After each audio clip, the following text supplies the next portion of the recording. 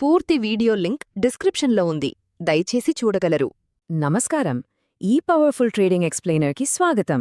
Intraday trading అనగానే win rate పెంచుకోవడం ఎలా అనేదే పెద్ద టాస్క్ కదా. ఈరోజు మనం హై ప్రాబబిలిటీ ఇంట్రాడే ట్రేడింగ్ కోసం 2 RSI ఇండికేటర్స్ని ఎలా కంబైన్ చేయాలో చూడబోతున్నాం. అదే ఈ డబుల్ RSI కాన్ఫ్లూయెన్స్ ట్రేడింగ్ స్ట్రాటజీ. అయితే ఒక ప్రాబ్లం ఉంది. మనం జనరల్గా సింగిల్ RSI వాడినప్పుడు, ముఖ్యంగా చిన్న టైం ఫ్రేమ్స్లో ఎందుకు పదే పదే ఫాల్స్ సిగ్నల్స్ వస్తుంటాయి. ఆ చిన్న టైం ఫ్రేమ్లో వచ్చే నాయిస్ వల్ల విప్సాస్ క్రియేట్ అయి స్టాప్ లాస్లు హిట్ అయిపోవడం మనం చూస్తూనే ఉంటాం. ఇది ప్రతి ఒక్కరికీ ఎదురయ్యే ఫ్రస్ట్రేషనే. Okay, let's dive into this. బేసిక్గా RSI అంటే మార్కెట్ మొమెంటమ్ని ట్రాక్ చేస్తుందని మనకు తెలుసు. స్టాండర్డ్గా 30 కిందకి వెళితే దాన్ని ఓవర్ సోల్డ్ జోన్ అని, 70 పైన ఉంటే ఓవర్ బాట్ జోన్ అని అనుకుంటాం.